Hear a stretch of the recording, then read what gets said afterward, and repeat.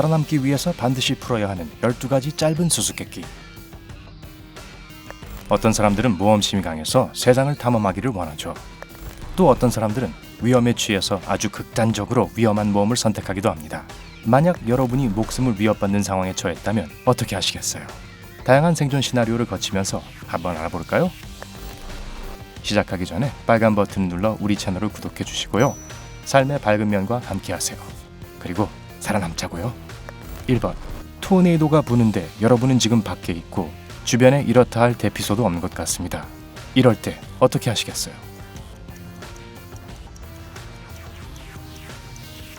정답. 만약 토네이도가 부는데 밖에 있다면 지하 대피소를 찾거나 튼튼한 건물로 들어가는 것이 이상적입니다. 그게 불가능하다면 바닥에 딱 붙어 엎드려야 합니다. 가능한 한 가장 낮은 곳으로 가서 말이죠. 그리고 팔로 머리를 감싸서 뒤통수를 보호하세요. 당연히 차나 나무도 최대한 피해야겠죠. 2번. 여러분은 크고 사나운 개에 쫓기다 코너에 몰렸습니다. 개의 눈이 여러분에게 고정되어 있네요.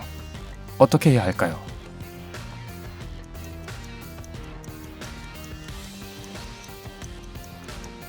정답. 비록 본능은 최대한 빨리 뛰어서 도망치라고 말할지라도 절대 뛰거나 당황하거나 큰 소리를 내지 마세요. 몸의 옆면이 개를 향하게 하고 최대한 가만히 계셔야 합니다. 절대 개의 눈을 똑바로 쳐다보지 말고요. 낮고 흔들림 없는 목소리로 안 돼! 라고 말하세요. 팔꿈치를 안으로 굽혀 위로 올리고 천천히 손을 올려 목을 가리세요. 만약 개가 덤벼들려고 마음먹었다면 믿거나 말거나 가만히 서 있는 것이 중요합니다. 백팩이나 재킷을 방패로 사용하시는 것도 좋고요. 만약 개의 공격 때문에 넘어졌다면 몸을 공처럼 둥글게 마는 것이 최선의 방어입니다. 주먹을 꽉 쥐고 손가락을 보호해야 한다는 것을 꼭 기억하세요. 그리고 주먹과 팔로 귀와 목을 가리세요. 3번. 여러분은 끝없이 펼쳐진 사막을 헤매고 있습니다. 어떻게 탈출할 수 있을까요?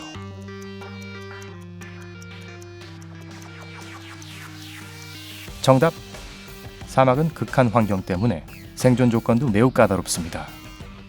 이 기후에 완전히 적응한 동물들만 사막에 살고 있는 거죠. 소극적으로 대처하거나 이제 알려드릴 사막의 규칙에 따르지 않으면 여러분의 탈출 가능성은 매우 낮아집니다. 규칙은 다음과 같습니다. 물과 식량은 어디서 어떻게 얻을 수 있을지 알아야 합니다. 가장 좋은 식량 공급원은 마른 강바닥입니다. 이곳의 표면 아래쪽은 여전히 물이 남아있을 거예요. 그 외에 아침 이슬, 빗물, 그리고 선인장 과육도 좋은 식량 공급원이 될 겁니다. 탈수의 위험이 더 높아질 수 있으니 물을 확보하기 전에는 음식을 먹지 마세요. 언제 움직일지 알아야 합니다. 해질녘과 밤, 그리고 이른 아침에 움직이는 것이 가장 좋습니다. 포식자를 조심하세요. 밤에 활동을 하는 것은 여러분만이 아닐 거예요. 즉, 적어도 한 번 이상 잠재적인 포식자와 맞닥뜨릴 수 있다는 겁니다. 여러분이 알고 있어야 하는 사막의 포식자로는 살쾡이, 퓨마, 코요테 등이 있습니다. 전갈과 독거미도 조심하시고요. 구조를 받으세요. 거울이나 스마트폰처럼 표면이 반사되는 물건이라면 무엇이든 머리 위로 날아가는 비행기에게 신호를 보낼 수 있습니다. 4번. 길을 잃은 얘기가 나온 김에 좀 더 이야기해볼까요? 이제 극한의 열기가 있는 사막 대신에 영하의 기온에 문명과도 멀리 떨어진 곳에서 길을 잃었다고 해봅시다. 입고 있는 옷도 날씨를 견디기에 충분하지 않고요. 어떻게 하시겠어요?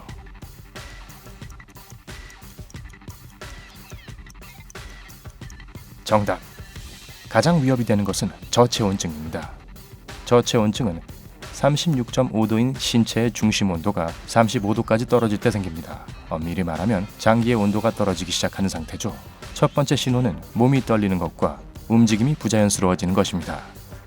그러다가 떨림이 멈추고 나른함이 느껴지고 말이 어눌해집니다.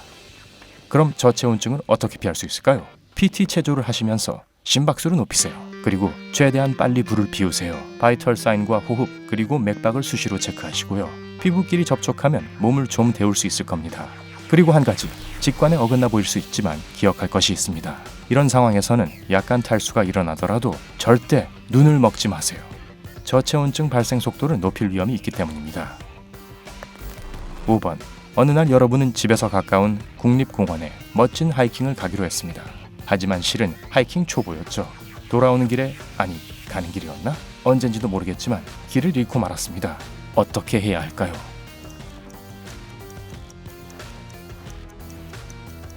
정답. 길을 잃었을 때 살아남을 가장 운 좋은 방법은 다른 등산객 혹은 비행기에 발견되는 거예요. 그러기 위해서는 연기 신호를 보내야 합니다. 먼저 불을 피우고 녹색 풀과 나뭇잎을 최대한 많이 찾아서 넣으세요. 이렇게 하면 불에서 짙은 흰색 연기가 날 겁니다. 다음은 침낭이나 담요를 꺼내 물에 적시세요. 그걸 불 위에 올려서 연기가 올라가는 걸 막으세요. 연기가 좀 모이면 담요를 치워서 모여있던 연기가 한 개의 큰 덩어리가 돼서 공중으로 올라가게 하세요. 이것이 응급을 알리는 연기 신호가 됩니다. 6번.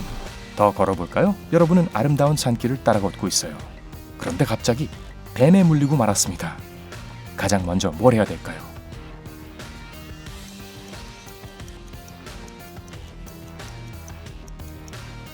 정답.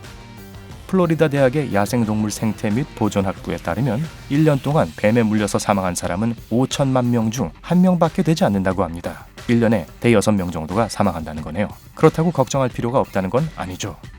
만약 뱀에 물렸다면 이렇게 해야 합니다. 물린 곳을 심장보다 낮게 유지하세요. 상처를 닦아내기 전 30초 정도는 계속 피를 내보내세요. 상처 부위를 압박하지 마세요. 독이 한 곳에 모여 있으면 손상을 입을 수 있습니다.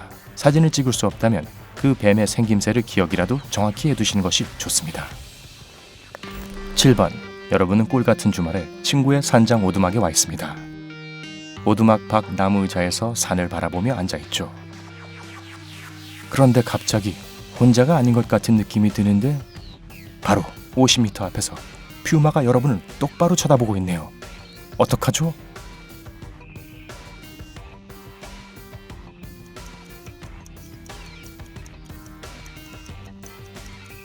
정답. 만약 퓨마 같은 포식자와 같은 장소에 있게 되면 다음에 3가지를 꼭 기억하세요. 1번.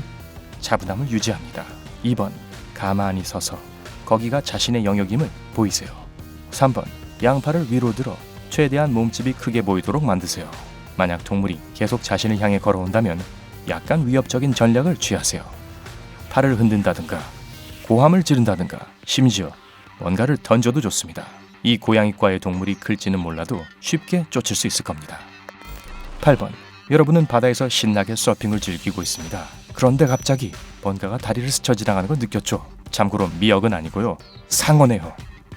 이제 어떻게 하실 건가요?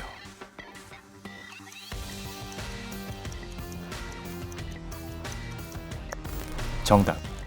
일단 당황하지 마세요. 물속에서 누군가 혹은 무언가가 물장구치며 돌아다니는 건 상어를 자극해서 더 흥분하게 만듭니다.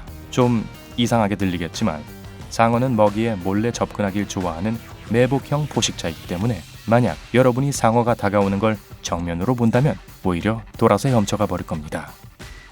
얼굴은 상어를 향한 채로 안전한 곳으로 뒤로 헤엄쳐 가려고 노력하세요. 만약 실패한다면 아감이나 눈같이 예민한 곳을 공격하세요. 9번. 여러분은 바다에서 보트를 타다가 잠이 들었습니다. 깨어보니 너무 멀리 나와서 육지가 보이지 않네요. 어떻게 하면 냉정함을 유지하며 육지로 되돌아갈 수 있을까요?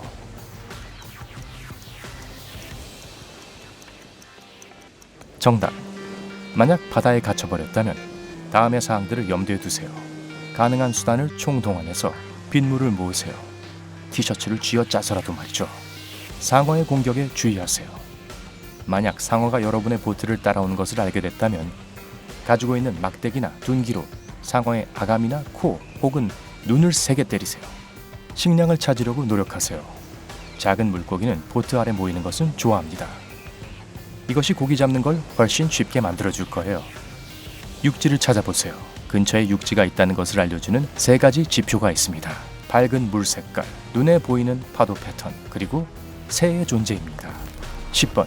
여러분은 친구와 스키를 타러 왔습니다. 절경을 감상하면서 고급 코스 중에서도 최상급자 코스를 내려오고 있죠. 그런데 갑자기 땅이 흔들리는 게 느껴지면서 거대한 눈사태에 휘말린 걸 알게 됐습니다.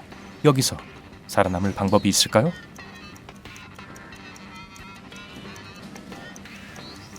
정답. 이런 거대한 눈사태는 감각을 완전히 어지럽혀 여러분을 혼란스럽게 만들 수 있습니다. 이렇게 해보세요. 무거운 장비를 버리세요. 하지만 생존에 필요한 장비는 꼭 가지고 계세요. 눈에서 헤엄치듯 눈 표면으로 올라오세요. 나무같이 고정된 것을 잡으세요. 만약 눈 아래 갇혔다면 손을 입 앞에 대고 에어포켓을 만드세요. 11번. 여러분은 혼자서 연어잡이 탐험을 떠났다가 거기서 적수를 만났습니다. 곰 말이에요. 곰도 역시 연어 잡는 걸 좋아하죠. 문제는 이 공통점으로는 곰을 달랠 수 없다는 겁니다. 곰은 여러분을 적이라고 생각할 테니까요. 어떻게 하면 상처 없이 도망칠 수 있을까요?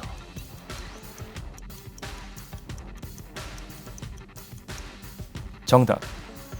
오래된 충고인 죽은 척 하기는 잘못된 겁니다. 그건 곰이 여러분한테 놀랐을 때나 통하지, 공격적으로 달려들 때나 여러분을 끌고 다닐 때는 통하지 않거든요. 이런 상황에서 최고의 방법은 눈처럼 약한 부분을 공격하는 겁니다. 아니면 뭔가를 던져서 시선을 돌린 다음 반대 방향으로 달려가세요.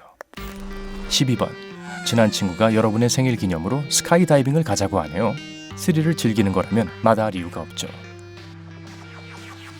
3, 2, 1, 점프! 여러분은 공중을 가르며 멋진 경관을 감상하고 있어요. 교관이 낙하산을 펴라고 하네요. 그런데 낙하산이 작동하지 않아요. 어떡하죠?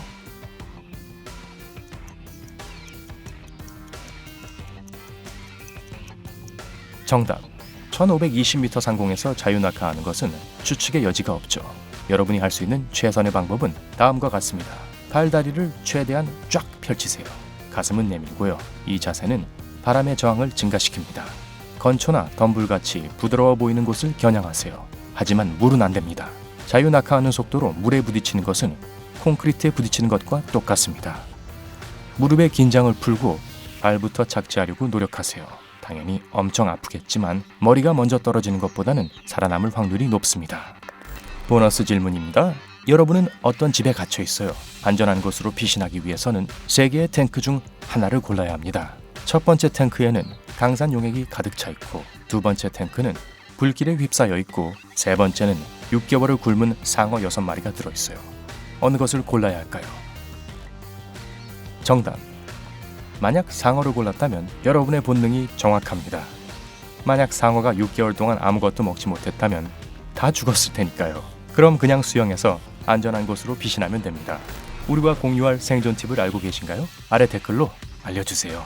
좋아요를 누르고 이 영상을 친구들과 공유하는 것도 잊지 마시고요. 구독 버튼을 눌러서 삶의 밝은 면과 함께하세요.